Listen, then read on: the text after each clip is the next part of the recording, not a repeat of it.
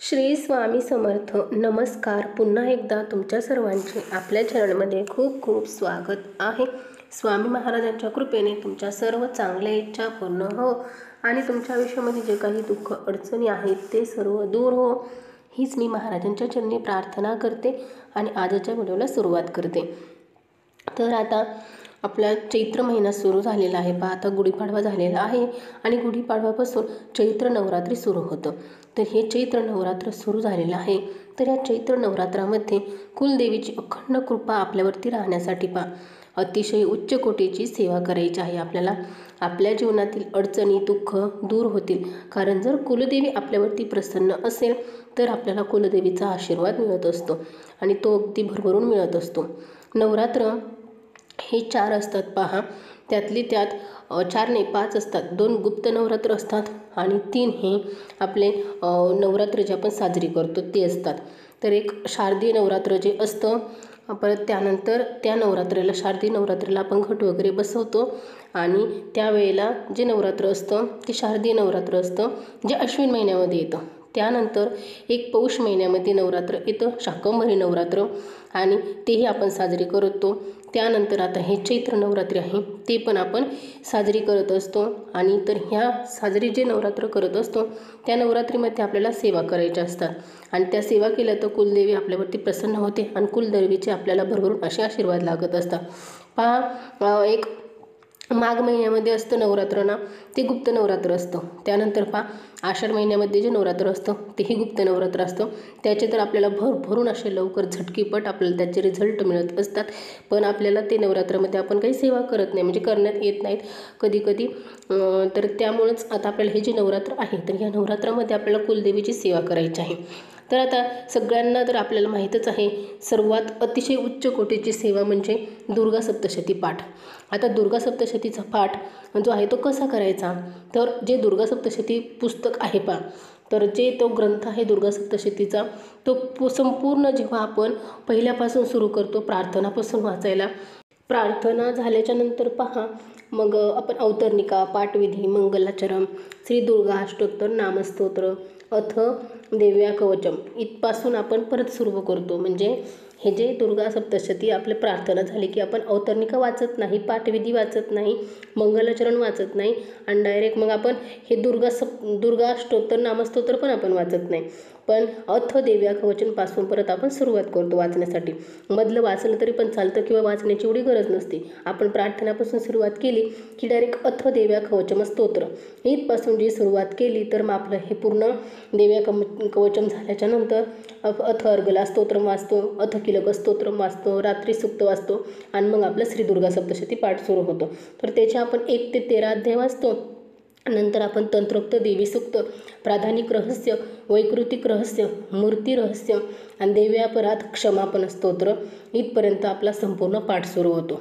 आता तुमच्या लक्षात आलं असेल, प्रार्थना वाचून झाल्याच्या नंतर डायरेक्ट आपण अथ देव्या कवचमपासून सुरुवात करतो, तर ते डायरेक्ट आपण देव्यापराध क्षमापन स्तोत्रपर्यंत आपल्याला सगळं वाचायचं आहे आणि मग आपला एक पाठ होतो.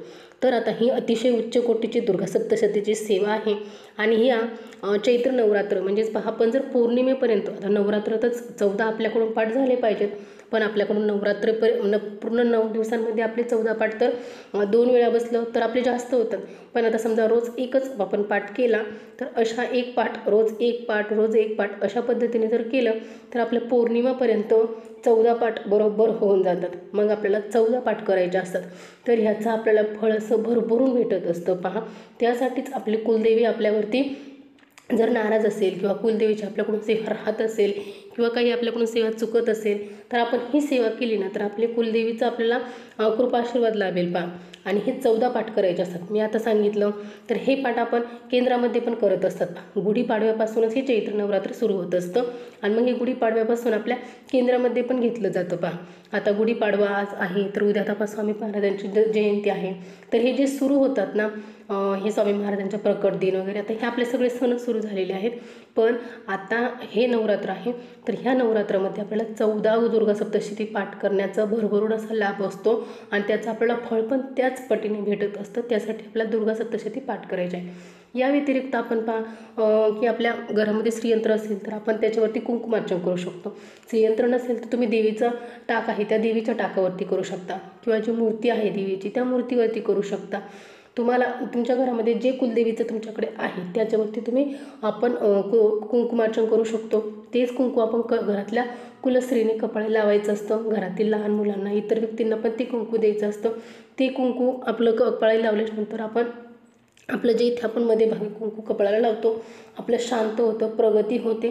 त्यासाठी हे कुंकू लावणं खूप गरजेचं असतं. कुलदेवीचं कुंकुमार्चन केलेलं कुंकू हे अशा नवरात्रीच्या वेळेस म्हणजे पामुतिक तिथी असतात त्या तिथीमध्येच आपण हे कुंकुमार्चन करतो आणि मग ते कुंकुमार्चन आपण कपाळी लावलेलं हे चांगलं असतं. त्यानंतर आता ज्यांना हे दुर्गा सप्तशती पाठ वाचणं होणार नाही मग त्यांनी कनकधारा स्तोत्राचे पण पाठ करू शकतात. ते कनकधारा स्तोत्र त्याचं पण आपण एक पाठ घेतो मग ते आपल्याला पाठ पूर्ण करणं शक्य जर नसेल तर तुम्हाला जितके आता कनकधारा स्तोत्र हे वाचण्यासाठी जास्त वेळ लागत नाही पण तुम्ही त्याचे 11 पाठ करू शकता रोज.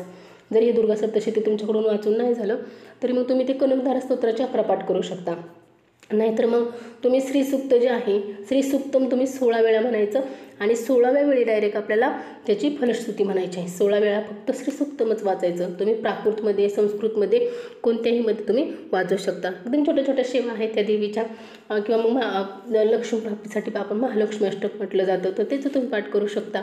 कनकधारा स्तोत्र करण्याचं सुद्धा खूप फळ आहे. त्यानंतर जर ज्यांना आपल्याला हे दुर्गा सप्तशती वाचणं होत नाही तर त्यांनी सिद्धकुंजिका स्तोत्र आहे.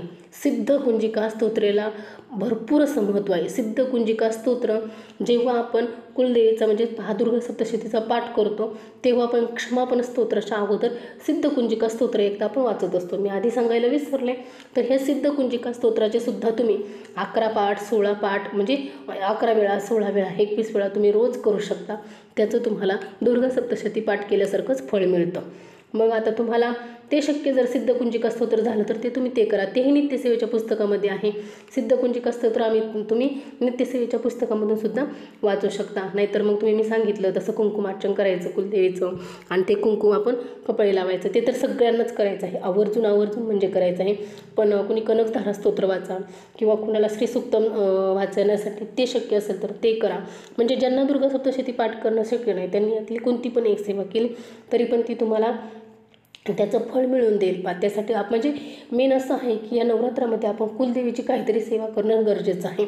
त्यानंतर आता हे नवरात्र चालू आहे तर मग ह्या नवरात्रामध्ये आपली जी कुलदेवी आहे नाही आपण मूळपीठावरती जाणं शक्य झालं तर स्थानिकला किंवा नाहीतर मग तुम्ही घरातच आपल्याला कुलदेवीची ओटी भरायची आहे. आता ओटी कशी भरायची ते तर माहिती असेल तुम्हा सर्वांना. तर मग आपण घरातच आपल्या कुलदेवीची ओटी भरून घ्यायची आहे. ज्या सेवा असतात ना कुलदेवीच्या त्या नवरात्रामध्ये आपल्याला करायच्या असतात. आता तुम्हाला या नवरात्रामध्ये मी सांगितलेल्यापैकी जी सेवा शक्य होईल ती सेवा तुम्ही करायची. कुठलीही सेवा केली तरी तुमची ती उच्च कोटीची सेवा आहे. त्यामुळं दुर्गा सप्तशती पाठवायला अधिक महत्त्व आहे. तर त्या व्यतिरिक्त जर त्यांना दुर्गा सप्तशती पाठ वाचण्यासाठी 2 तास वेळ लागतो तर मग 2 तास वेळ बसणं शक्य नाही तर त्यांनी इतर कुठलीही सेवा केली तरीही चालेल.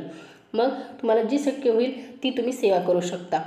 चला आजचा व्हिडिओ मी इथेच थांबवते आणि झालेली सेवा महाराजांच्या चरणी मी अर्पण करते. तुम्हाला जर व्हिडिओ आवडला असेल तर नक्की व्हिडिओला लाईक करा, शेअर करा आणि चॅनलला सबस्क्राईब करा. चला तर मग अशाच पुन्हा भेटू नवीन छान माहितीपूर्ण व्हिडिओसोबत. तोपर्यंत श्री स्वामी समर्थ. जय जय स्वामी समर्थ.